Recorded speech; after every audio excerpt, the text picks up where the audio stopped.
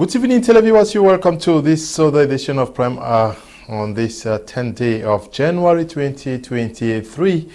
An edition that is generally dedicated to discussing issues touching on relationship and marriage. This evening we're going to be looking at what it takes to bounce back from a heartbreak. Many persons find themselves in love and in a month, 2 or 3, they find that it is not working either because of incompatibility or other factors, and they are jilted, disappointed and dumped by either the man or the woman, and find it very difficult to continue life after that. So this evening we're going to be giving you what it takes to bounce back from such situations and living life to the fullest, and also how to effectively engage in another relationship. Does it require some time, and what we have to do as a man and a woman. We are discussing this with our panelists who are in the house already. Apostle Alfred Esinge is in the house with us. He is an expert in the domain of relationship and marriage. We're glad to have you with us. Thank you very much, Mr. Leo. Good evening, Reverend Ken, and good evening all of you that are watching us today. I know so many people are already glued on their screen. They want to watch and see what we're going to talk about. But today there's so much for us. There is definitely so much for us this evening. Reverend Tato Kenneth is also in the house, an expert in the domain. Good evening and welcome. Thank you very much, Mr. Leo. Good evening to you. Good evening to Apostle Esinge. I also want to greet Councillor Asanji, Mrs. Asanji Bamenda. Greet all our viewers. We are so glad to be on board this evening, and I want to say that our hearts are really yearning for us to be able to share this evening, because we want our people to live. We don't want heartbreak due to relationship issues to kill our people. So as we share this evening, we just pray that God will grant us the wisdom to share one or two things that are going to be beneficial. And we pray that in the course of our sharing, if there are people who have been suffering from heartbreak or who have turbulent relationships, may the Lord, by his mighty hand and mercy, touch their situation and give them hope again to live. We also are going to be having contributions from Bomen, the Northwest Regional Capital, through Mr. Sanji Yvette, and we are starting the program with you. Good evening, Mr. Sanji, and welcome to today's edition of the program. We are starting with you telling us what love is all about and the risk involved in falling in love. Hello, Mr. Leo. Good evening to my co-panelists. Good evening to our televiewers. Love comes with risk. Before loving somebody, you should be ready for the risk that is involved. Heartbreak is something that we don't wish anybody to experience. But the honest truth is that before loving somebody the way you want to love them, equally weigh the kind of risk that is involved. Because the weight of your love will determine the weight of your heartbreak. If you loved them normally, you have a normal kind of heartbreak. But if you love them crazily, be ready for a crazily kind of heartbreak. Now, there's a kind of love that we encourage couples to have, not those who are still dating and not those who are in courtship.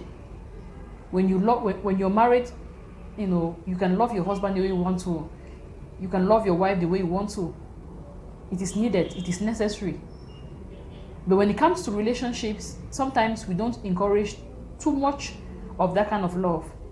First, the reason is because you need to have your reasoning faculty intact, so that if you see red flags, if you see things that you know you cannot be able to cope with in marriage, you will not allow your feelings to override your thinking.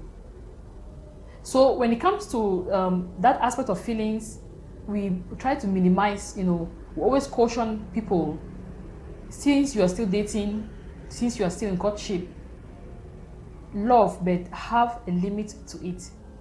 Love in a way that if anything happens, you can be able to, you know, cope.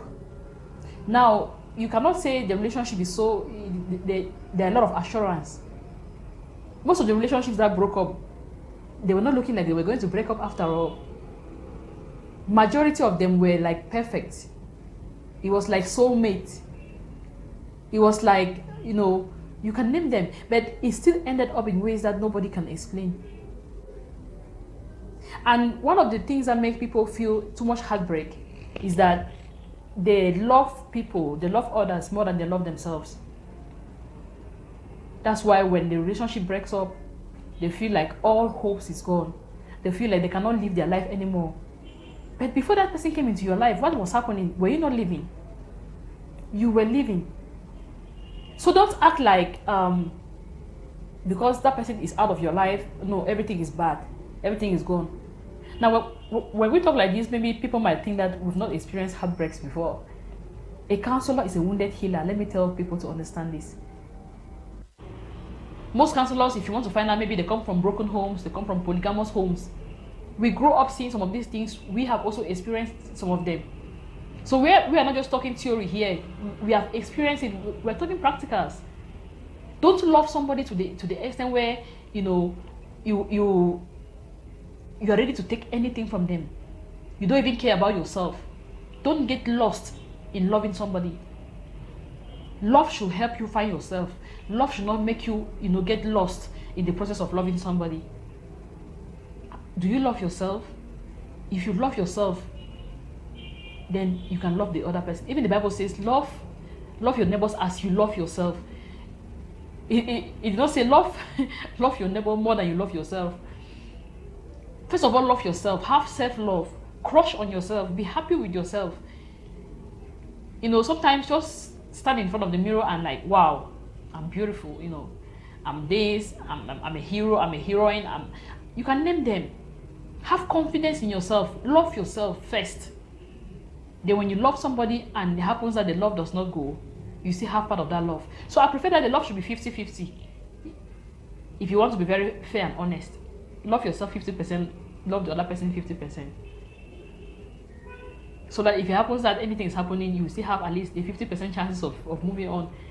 Some people love like, I don't know. In fact, they love like 95%. The person they love is 95%, and then the love they have for themselves is like 5%. How can they survive a heartbreak then? There is no way. So we should start by encouraging people to first of all love themselves. The kind of way you love yourself will determine if somebody chooses not to be part of your life anymore, you will still have reasons to continue living. Okay. Okay, Mrs. Asanji, I just learned something new from you this evening, that we should learn to love 50-50. I don't know whether I should love my wife 50% now or 80% or 30%. But I hope the message went through, and that we should love with reservations. Is it possible to love at that level? That is, you are falling in love, you have to withhold part of your love so that in case of a heartbreak, you are not devastated.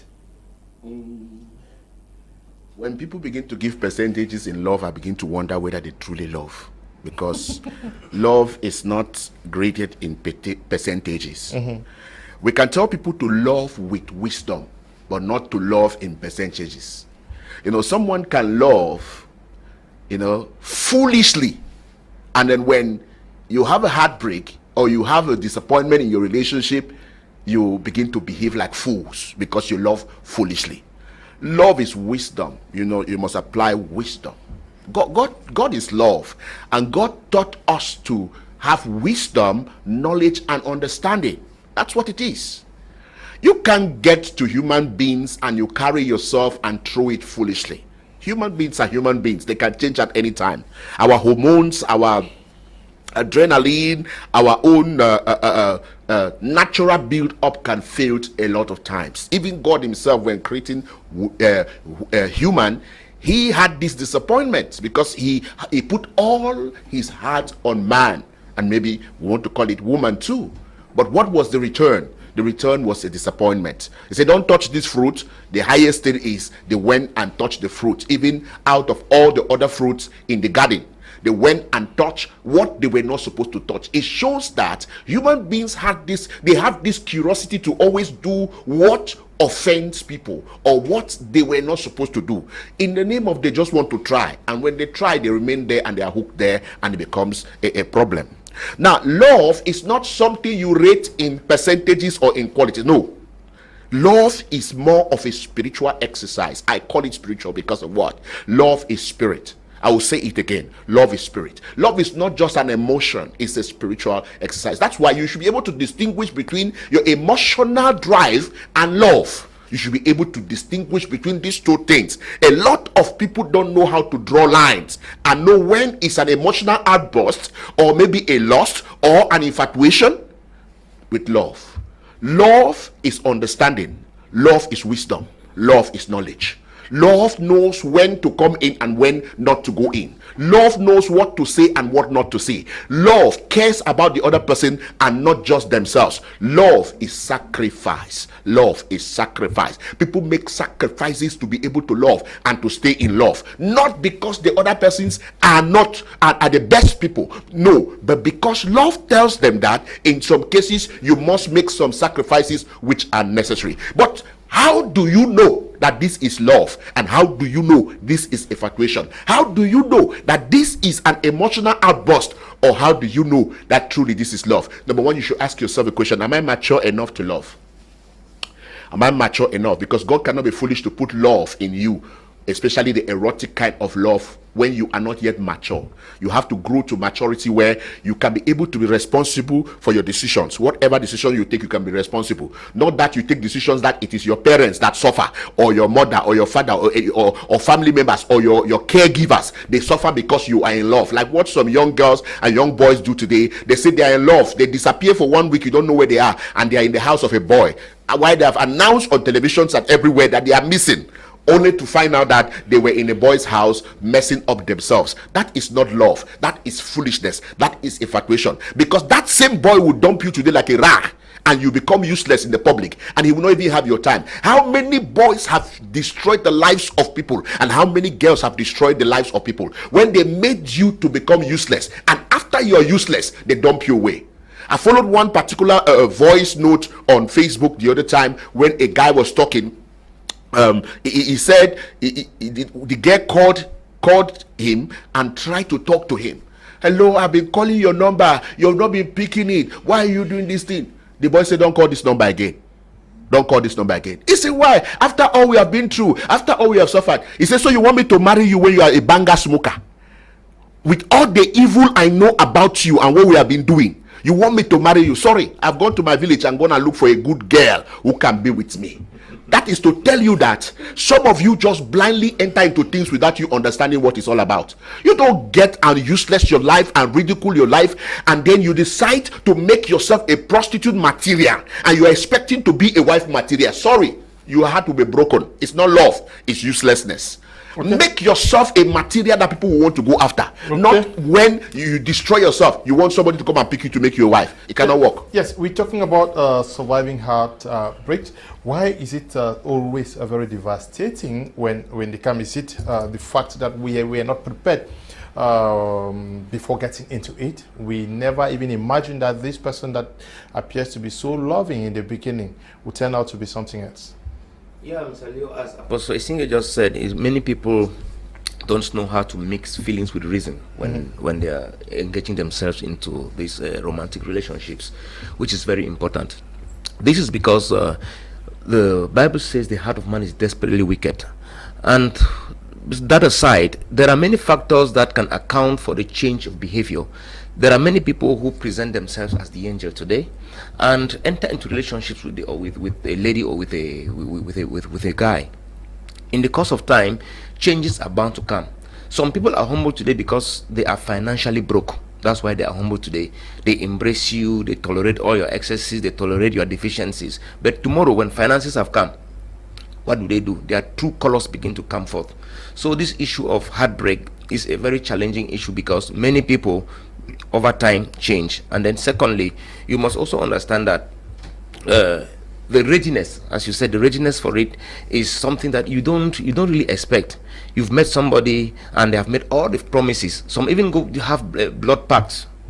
They've made all the promises. They've told you forever, we're going to be together forever. You are my lover. We are going to spend the rest of our lives together. And you know, all of those words, as the ears receive the words, they transmit them to the heart, and then somebody begins to build a disposition of heart in a way that to him or her, this is actually somebody who is speaking the truth, and we are going to remain together forever. And when it turns out to be so, there is what you call betrayal. The person looks at himself as like, I spoke with a lady the other time. She said, no, I've discovered I've been a fool all along. Being a fool all along, it doesn't mean that you are a foolish person. It simply means, as Apostle Esinge said, you didn't love with reason. You must inject a bit of reasoning into this love issue. Else, if you commit only your heart to it, you are going to die because somebody will, over time, notice certain things. But these are some of the things I have to say, Mr. Leo. Why do we even have breakups in the first place? One, there are people who engage a relationship with somebody based on what they had as a perception, as an impression about the person. You engage somebody into a relationship thinking that this person appears, is really the person who she appears to be. For example, at first count, they appear very humble. At first count, they appear very composed. At first count, they appear very, very friendly. But time and circumstances will prove that they are not who they appear to be at the first count. Time and circumstances will prove that they appear to be the lamb the way they appeared, of which in them there is a lion, there is a wolf inside of them. So when somebody sees so, what does the person do? He decides that he's going to back out. It results now into a breakup, which will also lead into into heartbreak.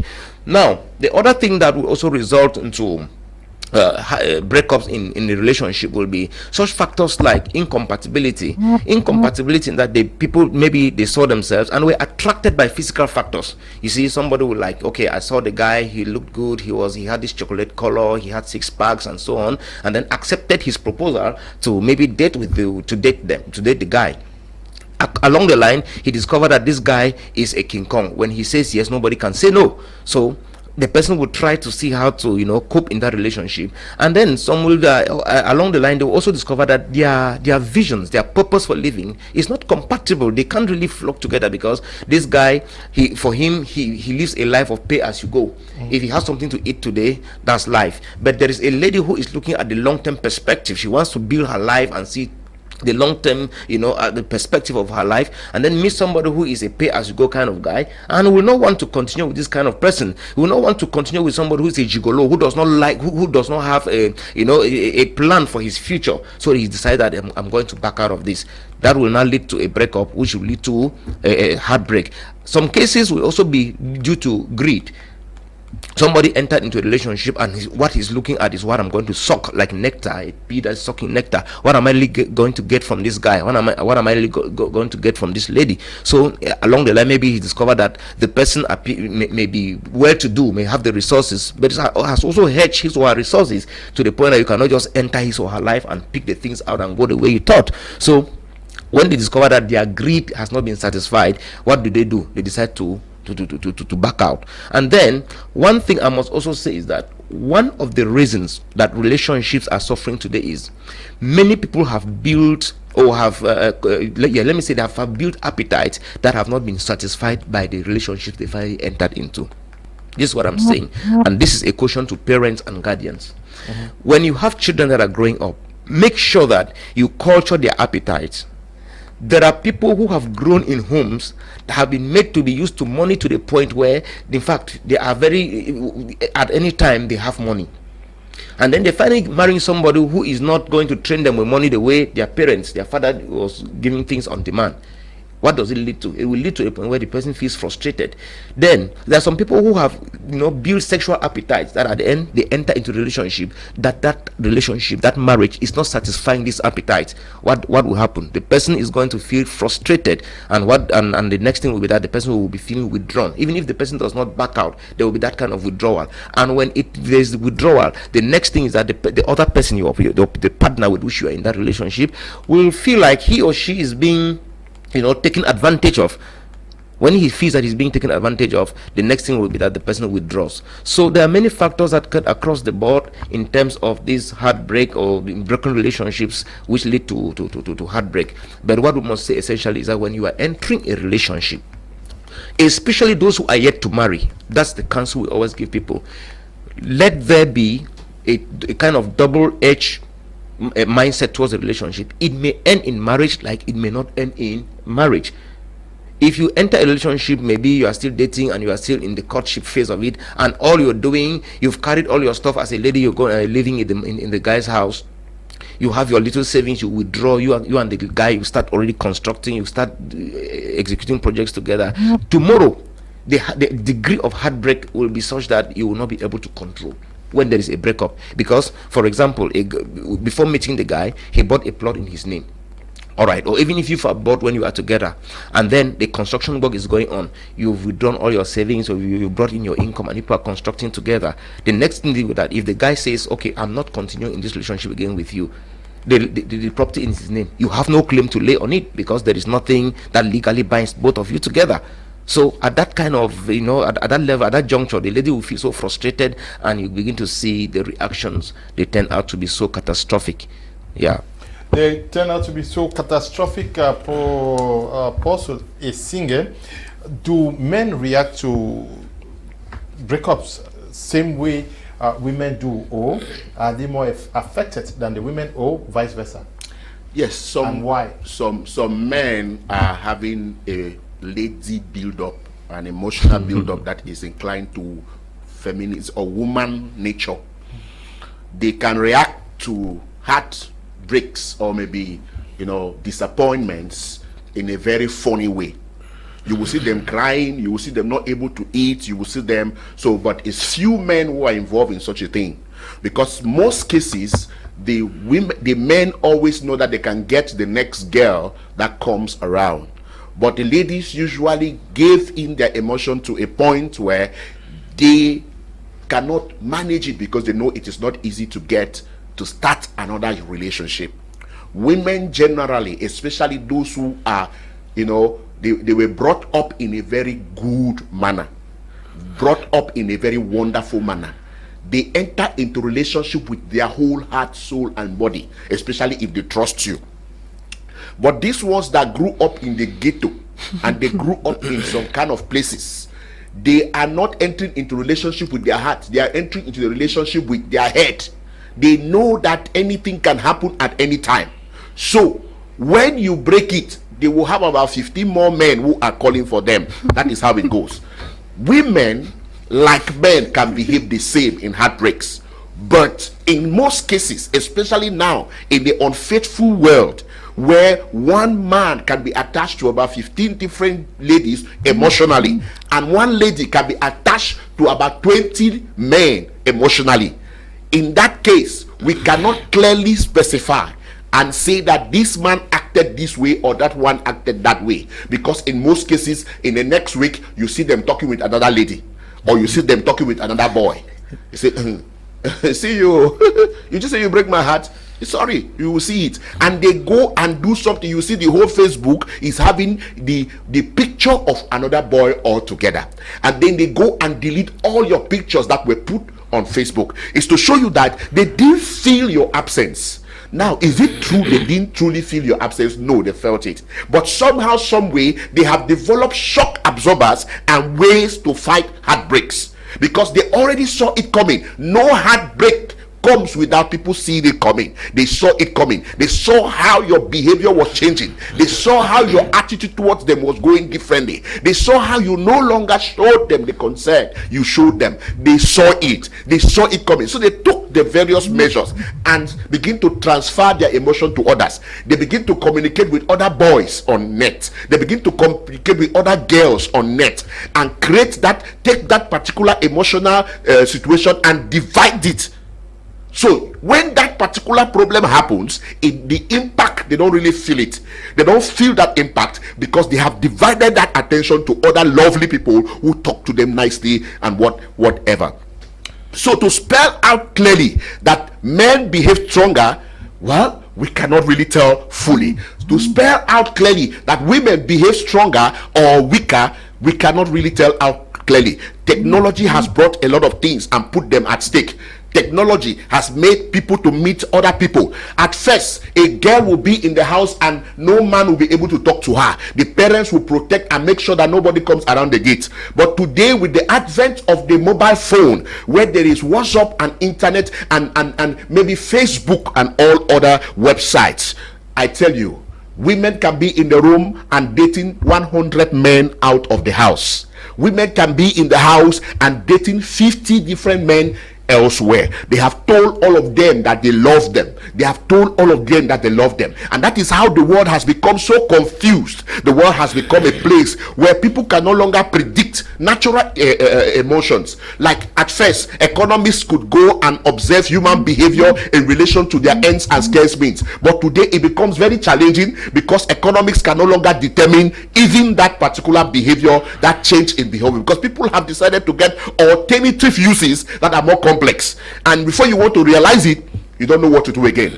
Now, emotional situations are no longer serious because people take the next minute to console themselves. And sometimes scammers are involved. Sometimes good friends are involved. They begin to console you on Facebook. They begin to console you on WhatsApp. So you don't feel the impact so much like before, that you have no one to talk to. You have no one to share your worries, and you have no one to talk to. But in general, if it comes to the general context of maybe data collecting, women behave more weaker when it comes to emotional heartbreaks.